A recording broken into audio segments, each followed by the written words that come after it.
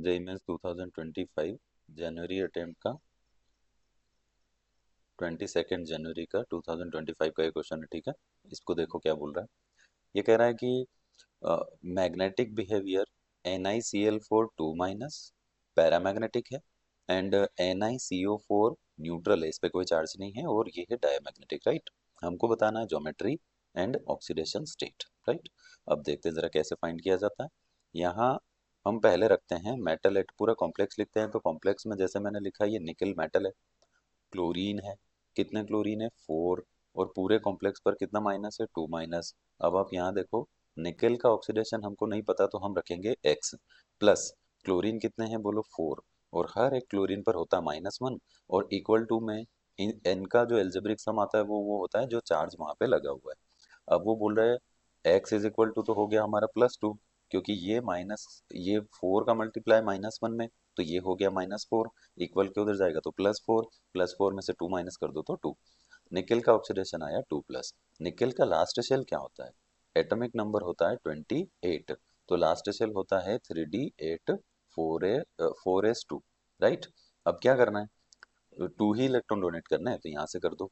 अब डी में कितने इलेक्ट्रॉन है वो बताओ, तो डी में इलेक्ट्रॉन है कैसे, 1, फिर 2, फिर 3, फिर 4 एंड 5। फिर अभी तो 8 इलेक्ट्रॉन रखना है, तो फिर यहाँ पेयर करो 6, फिर ये 7, फिर ये 8। देखो अभी 2 अनपेयर्ड है ना, तो ये 2 इलेक्ट्रॉन अनपेयर्ड ही रहेंगे। क्यों, क्योंकि इसमें जो लिगेंड दिया है पहले में, देखो ये क्लोरीन है ना, ये क्लोरीन वीक फील्ड लिगेंड है, और वीक फील्ड लिगेंड की प्रेजेंस में ये इधर की तरफ शिफ्ट नहीं होगा। अगर ऐसा नहीं होगा तो इसमें जो आगे बॉन्ड बनने वाले हैं वो कहाँ बनेंगे, 4s और 4p में। मतलब आप ये समझो कि जो क्लोरीन बॉन्डिंग करता है ना, उसके लिए पहले अंदर वाली शेल में इलेक्ट्रॉन खाली करना, ऑर्बिटल खाली करना पड़ते हैं, तब फिर बॉन्डिंग होती है। अब क्लोरीन की इतनी एनर्जी नहीं है कि वो इसके इलेक्ट्रॉन को अंदर पेयर कराए, इसलिए वो बॉन्डिंग वहां करेगा जहां ऑलरेडी खाली है। तो खाली कहाँ, देखो 4s के 2 इलेक्ट्रॉन तो चले गए, क्यों, क्योंकि 2 ऑक्सीडेशन नंबर है इसका, +2 चार्ज कब आता है, जब 2 इलेक्ट्रॉन डोनेट कर दिए। तो वो बोल रहा है कि यहाँ 4s और 4p में टोटल 4 ऑर्बिटल वैकेंट है, इस वजह से यही क्लोरीन अपना लोन पेयर शेयर करके बॉन्ड बनाएगा, तो इस पर 4 क्लोरीन जुड़ेंगे, तो इसका जो हाइब्रिडाइजेशन आएगा वो sp3 आएगा। इसका मतलब इसका जो ज्योमेट्री है वो होगा टेट्राहेड्रल। क्या समझ पा रहे हैं आप, इसको बोलते हैं टेट्राहेड्रल। ठीक है, तो पहला तो ये हुआ। अगले पे आते हैं, NiCO4 बोल रहा है, तो अब NiCO4 में ऑक्सीडेशन नंबर निकालो तो 0 आएगी। क्यों, क्योंकि ये जो कार्बोनिल है ना, ये CO क्या है बेटा, कार्बोनिल, तो कार्बोनिल पर कोई चार्ज नहीं होता।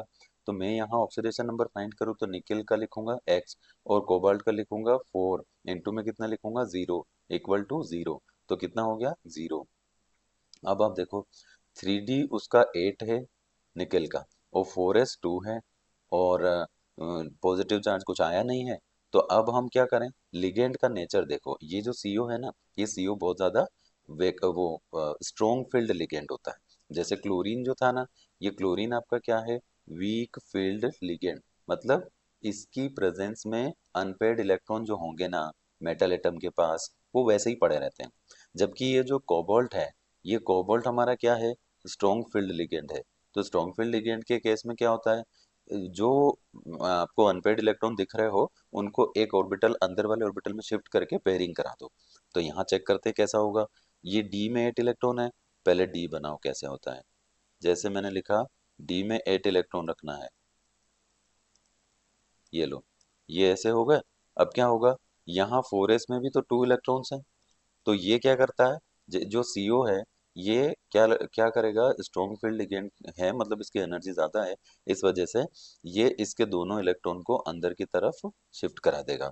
अब जैसे ऐसा होगा तो आप ये देखो कि डी पूरा फुल्ली फिल्ड हो जाएगा। जैसे 2 इलेक्ट्रॉन यहाँ, फिर 2, फिर 2, फिर 2, और ये, अब देखो इसका डी पूरा फुल्ली फिल्ड है और एस उसका वैकेंट हो गया, और पी तो है ही वैकेंट, पी में तो इलेक्ट्रॉन गए ही नहीं थे। अब अगेन क्लोरीन यहाँ पे बॉन्डिंग कर लेंगे, सो 4 क्लोरीन कोऑर्डिनेट बॉन्ड बनाएंगे इस टाइप से। और फिर से हाइब्रिडाइजेशन जो इसका वो क्या आ जाएगा बोलो, sp3। तो फिर से ज्योमेट्री हम क्या बोलेंगे बोलो, टेट्राहेड्रल। और यहाँ हमारा आंसर कौन सा हो जाएगा, एक बार मिलाओ, क्या लिखा है, दोनों ही टेट्राहेड्रल होने चाहिए। तो देखो पहला तो ऑक्सीडेशन नंबर 2 पॉजिटिव आ रही है Cl के केस में, वो तो सही है, पर स्क्वायर प्लेनर नहीं होगा, स्क्वायर प्लेनर दोनों ही नहीं है। दोनों टेट्राहेड्रल है, ऑक्सीडेशन नंबर दोनों की है, यहाँ पे एक टेट्रा एक स्क्वायर, सेकंड आंसर बेटा। Thank you.